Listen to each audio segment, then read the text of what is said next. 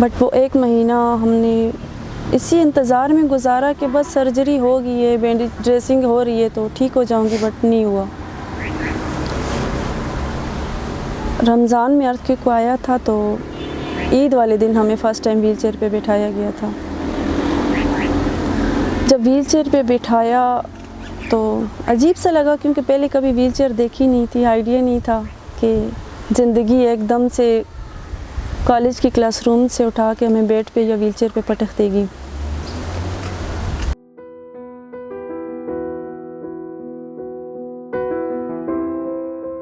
मेरी जो कहानी है वो 8 अक्टूबर 2005 की सुबह 9 बजे से स्टार्ट होती है। फर्स्ट ईयर में मैं थी।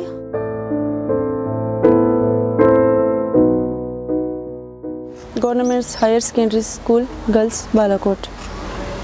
तो क्लासरूम में हम थे तो 8 अक्टूबर को सुबह 9 बजे हमारा पहले इंग्लिश का पीरियड था, तो उस दौरान ज़लज़ला हुआ था जिसकी वजह से स्कूल की सारी बिल्डिंग कोलैप्स हो गई थी।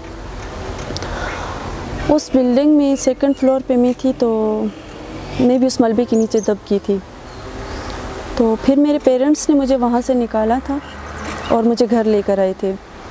बट जब मुझे उस मलबे से निकाल रहे थे तो मुझे मेरी फ्रेंड्स थी, शायद कज़न थी, मुझे याद नहीं है, उन्होंने मुझे कहा था कि आप थोड़ा उठ के खड़ी हो जाएं। तो जब मैंने कोशिश की तो मैंने उनसे कहा कि मेरी तो टांगें टूट गई, मैं खड़ी नहीं हो सकती।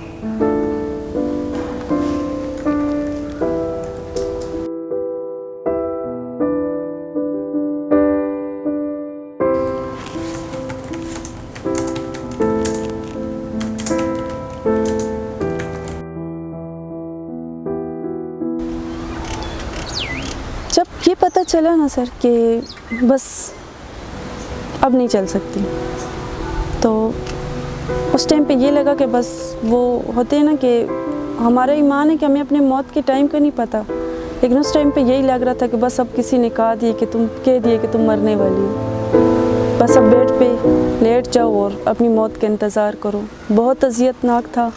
ख्वाब देखने की उम्र थी, बंदा ख्वाब देखते हैं फ्यूचर में ये करेगा, ये बनेगा, अभी स्टडी कंप्लीट होगी, लेकिन वो लम्हा ऐसा था कि ज़िंदगी एक नुक्ते पे आके रुक गई थी। मैंने 2 साल मैंने घर में गुजारे बेड पे अपनी मौत का इंतज़ार करते हुए, लेकिन वो कहते हैं ना कि अल्लाह पाक जब एक दरवाज़ा बंद करते हैं तो 1000 दरवाज़े खोल देते हैं ना, तो मेरी ज़िंदगी का वो दरवाज़ा चल फाउंडेशन में आके खुल गया मेरे लिए। मैं यहाँ पे आई थी ट्रीटमेंट के लिए, क्योंकि पता चला था कि यहाँ पे मज़दूरों का इलाज होते हैं, तो मुझे लेकर आए थे केस की ट्रीटमेंट के लिए।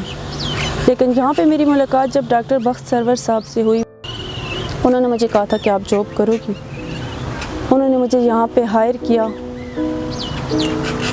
तो जॉब पे रखा as a social worker assistant. Start में आना मुश्किल था, अपनी वालदा के साथ आती रही हूँ, लेकिन मुझे कॉलीग्स अच्छे मिले, मुझे टीम अच्छी मिली, उन्होंने मुझे मोटिवेट किया। मैंने घर से अकेला आना स्टार्ट किया। फिर अपने कॉलीग्स की मोटिवेशन से मैंने दोबारा अपनी जो स्टडी, मैंने सोचा भी नहीं था कि वो स्टडी जो 8 अक्टूबर को उस रूम में ख़त्म हो गई थी, मैं दोबारा स्टार्ट करूँगी। मैंने दोबारा अपनी स्टडी स्टार्ट की। फिर आहिस्ता आहिस्ता मैं अपनी प्रोफेशनल लाइफ की एक एक सीढ़ी चढ़ती गई। तो अल्हम्दुलिल्लाह मैंने मास्टर्स किया इंग्लिश लिटरेचर में। अब मैं चल फाउंडेशन में एज ए सेंटर इंचार्ज पिछले 16 साल से जॉब कर रही हूँ। यहाँ ज़ाहिर है आप एक इंसान है ना, उसको अपनी जो तकलीफ़ होती है बहुत बड़ी नज़र आती है। तो क्या जो आप यहाँ पे देखती हैं, जो काम करती हैं, इससे आपको ज़िंदगी का कोई मकसद या हौसला मिलता है? पहले मुझे ऐसा लगता था कि सिर्फ मैं ही हूँ जिस पे इतना बड़ा इम्तिहान आया है, जिसकी ज़िंदगी रुक गई है, जिसके ख्वाब छिन गए। बट जब मैंने यहाँ पे जॉब स्टार्ट की, मैं बहुत से लोगों से मिली।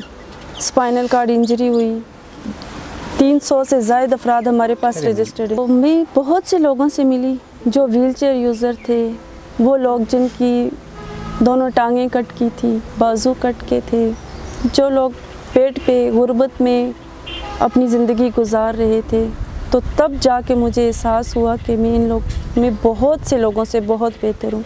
अल्लाह पाक ने अगर एक चीज़ मुझसे छीनी थी ना, मुझसे चलने की सलाहियत छीनी थी, लेकिन अल्लाह पाक ने मुझे एक मिशन दे दिया, एक विज़न दे दिया कि अब आप आगे आओ और उन लोगों की खिदमत करो, उन लोगों के लिए आवाज़ बनो जो अपने लिए नहीं बोल सकती।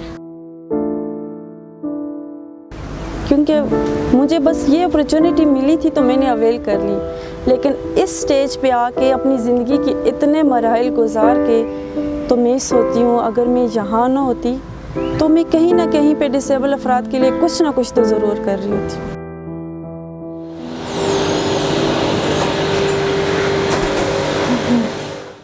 2005 के ज़लज़ले में मैं छोटा सा था, तकरीबन 2nd क्लास का स्टूडेंट था। तो स्कूल में था, मेरी टांग वहाँ पे नीचे आ गई थी दीवार के, तो मेरी टांग कट चुकी थी। तो उसके बाद कुछ अर्स हॉस्पिटल में रहा हूँ। उसके बाद ये बालाकोट चाइल्ड फाउंडेशन के सेंटर में मैं 1 साल बाद आया अपनी टांग के हवाले से। यहाँ पे मैंने मसनूई टांग लगवाई। तो मैं छोटा था, वो छोटा बच्चा, फिर उसकी हाइट का इशू होता है, तो साल में 2 दफ़ा चेंज होती है, साल के बाद चेंज होती है। तो मैं यहाँ पे आता रहा, यूँ करते करते एक सिलसिला जारी रहा। तो मैं मैट्रिक तक पहुँच गया। फिर मैट्रिक में पहुँचा तो ये मैडम सेंटर मैनेजर थी, साहिदा मैडम। तो इनके साथ मेरा बस उनसे बात हुई कि FSC के बाद मैंने भी यही कुछ करना है, ये डिसेबल लोगों के लिए। तो मैंने FSC की। उसके बाद फिर मैं स्कॉलरशिप पे खैबर मेडिकल यूनिवर्सिटी पेशावर से बैचलर की है प्रोस्थेटिक आर्थोटिक में। तो उसके बाद मेरे 3 साल हो गए यहाँ पे मैं प्रोस्थेटिक आर्थोटिस्ट यहाँ हॉस्पिटल में काम ज़ाहिर सी बात है, मेरा उनके साथ बचपन भी गुजरा है और अभी भी टाइम गुजर रहा है। तो बहुत अच्छा एक्सपीरियंस रहा है, क्योंकि वो मैडम तो मैडम है, लेकिन बहनों जैसा उन्होंने किरदार अदा किया मेरे साथ। बस एक बहुत अच्छी इंसान है, एक मुखलिस इंसान है, बहुत अच्छी। तो ये देखकर बड़ा हौसला हुआ। वो खुद है तो ठीक है, वो भी माजूर हैं, व्हील चेयर पर हैं, लेकिन मैं देखकर मुझे वो चीज़ देखकर मुझे हौसला हुआ। ये खुद माजूर हैं और ये इस तरह की मुझे डील कर रही हैं, बातें कर रही हैं। तो मैं तो कोई इतना मसला नहीं है, मैं एक टांग से, मेरी एक टांग है, उससे फिर मैं दोबारा इंशाल्लाह अल्लाह के हुक्म से मैं दोबारा चलूँगा। और इन्होंने मेरे साथ मुझे बातें की हैं, मेरे साथ बहुत सी मुझे हौसला दिया है और मुझे ये कहा है कि किसी चीज़ की आपको तकलीफ़ हो फिर दोबारा आप आएँ, दोबारा आएँ, हमारा ये दायरा खुला है। मुझे बहुत हौसला हुआ देखकर, एक औरत होकर उसने मुझे अच्छी तरह डील किया और मुझे हौसला दिया उन्होंने कि आप चल सकेंगे और बेहतरीन आपकी टांग लगवाएंगे, वो आपको साक्स वगैरह देंगे और आप परेशान नहीं होने हैं बिल्कुल। बहुत मुझे हौसला दिया इन्होंने, मैडम साहिदा ने। जॉब स्टार्ट की थी तो मुझे हमारे डॉक्टर साहब ने कहा था, डॉक्टर बख्त सरवर साहब ने, अल्लाह पाक ने टांगें तो ले लिए ना, बस इनके बारे में ना सोचो, वो तो चलेगी, अब रोने से सोचने से वो वापस नहीं आएंगी, लेकिन दिमाग है, हाथ है, ज़बान है, इनसे काम लो। और वही कर रही हूँ आज तक। सोचा ही नहीं है कि टांगें नहीं है तो कुछ नहीं कर सकती। कोई भी पेशेंट अगर हमारे पास आ जाए तो मैं ख़ुद उससे मिलती हूँ, मैं ख़ुद उससे बात करती हूँ, अपनी स्टोरी सुनाती हूँ। तो मेरा भी यही फार्मूले, मैं उनको यही कहती हूँ कि मुझे देख लें, जिस चीज़ में अगर रिकवरी की चांसेस नहीं हैं, आप लोग ठीक नहीं हो सकते, तो गुज़रे हुए कल को हम वापस तो नहीं ला सकते ना। तो उस चीज़ पे रोने से बेहतर है आगे का सोचें, क्योंकि मैं तो एक फ़ीमेल हूँ ना, मुझे फैमिली को सपोर्ट नहीं करना होता, फैमिली मुझे सपोर्ट कर रही होती है। अगर यही डिसेबिलिटी आप किसी में मेल में आ जाए तो उसके साथ तो उसकी पूरी फैमिली होती है जिसको उसने संभालना होता है, करना होता है। तो मेरी यही कोशिश होती है कि वो यहाँ पे आते हैं तो मुझसे इतना सीख के जाए कि वो वापस जाके अपनी फैमिली के लिए कुछ ना कुछ कर ले, और अल्हम्दुलिल्लाह कर रहे हैं। तो यही सोच हमने निकालनी है उनके ज़हन में कि अगर व्हील चेयर पे बैठी एक साजिदा एक सेंटर को लीड कर सकती है तो मेरे ख्याल में डिसेबिलिटी कुछ भी नहीं है। ये सिर्फ हमारे दिमाग की डिसेबिलिटी है, हमारी सोच डिसेबल है, लोग डिसेबल नहीं होते।